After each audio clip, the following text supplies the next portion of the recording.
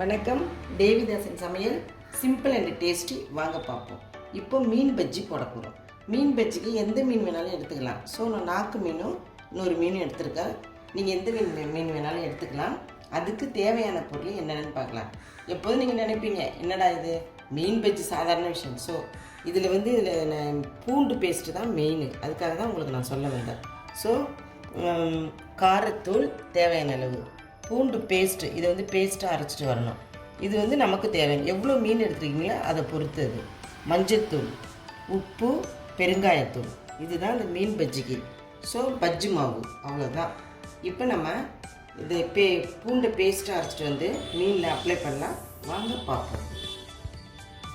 பாருங்கள், பூண்டை இப்போ பேஸ்ட்டாக அரைச்சிட்டு வந்தாச்சு. இப்போ நம்ம என்னென்ன இதெல்லாம் இப்போ நம்ம கலந்துடலாம். வாங்க. இப்போ நம்ம ஒரு பவுல் எடுத்துக்கலாம். அதில் ஒரு டீஸ்பூன் மஞ்சத்தூள், காரம் அவங்களுடைய இஷ்டத்துக்கு. நான் ஒரு ரெண்டு ஸ்பூன் போட்டுக்கிறேன். 10 நம்ம போட்டுக்கலாம். இஞ்சி பூண்டு பூண்டு பேஸ்ட்டு மட்டும், பூண்டு மட்டும். நல்லா பூண்டு தான் இதில் மெயின் இன்க்ரீடியன்ட்ஸ். ஸோ அதுக்கு உப்பு தேவையான அளவு, பெருங்காயத்தூள், இது எல்லாமே நம்ம கலந்துக்கலாம்.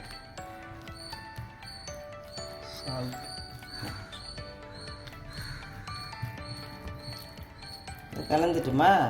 இப்போ நம்ம ஒரு மீன்லையா இதை அப்ளை பண்ணிடலாம். மீன் எடுத்தாச்சு.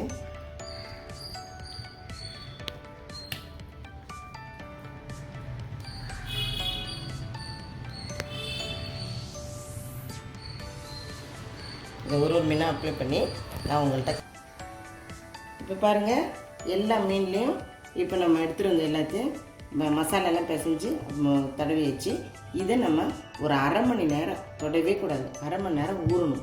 ஊறின பிறகு தான் நம்ம பஜ்ஜி போடணும். வாங்க பார்ப்போம். இப்போது நம்ம அரை மணி நேரம் ஊற வைக்கணும். அரை மணி நேரத்துக்கு நிறையவே நான் ஊற வச்சுட்டேன். ஒரு 1 hour ஆகிட்டு. கம்பல்சரி நீங்கள் அரை மணி நேரம் கம்மியாகவே இருக்கக்கூடாது. அரை மணி நேரம் ஊற வச்சே ஆகணும். அப்போ தான் இந்த மீனில் நமக்கு நல்லா இந்த உப்பு, காரம், பூண்டு பேஸ்ட்டு, பெருங்காயம் எல்லாம் அதில் இனிமேல் இறங்கியிருக்கும். இப்போ இதை நம்ம பஜ்ஜி மாவு நான் கரைச்சி வச்சுருக்கேன். பாருங்கள், நல்லா இந்த பதத்தில் கரைச்சி வச்சிங்க. பஜ்ஜி மாவு கரைச்சிட்டு இப்போ நம்ம மீன் பஜ்ஜி போட்டுடலாம். வாங்க பார்ப்போம். இப்போ நம்ம மாவில் இந்த நாக்கு மீனை டிப் பண்ணிவிட்டு அழகாக இப்போ எண்ணெயில் போட்டுடலாம். நல்லா ஃபுல் ஃப்ளேமில் வச்சிங்க. அதுக்கு பிறகு மீடியம் ஃப்ளேமில் வச்சுக்கிட்டு நம்ம பஜ்ஜி போடணும்.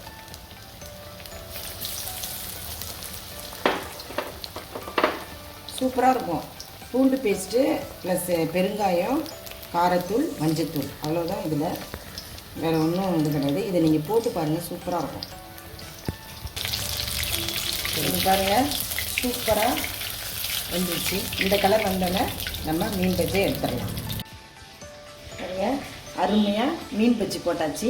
அதாவது எந்த மீன் வேணாலும் வாங்குங்க. ரொம்ப முள் இருக்கிற மீன் எடுத்து இந்த மாதிரி நான் சொன்ன மாதிரி நீங்கள் மாவு பேஸ்ட்டெல்லாம் அப்ளை பண்ணி நீங்கள் இந்த மாதிரி பஜ்ஜி போட்டிங்கன்னா சூப்பராக இருக்கும், சுவையாக இருக்கும்.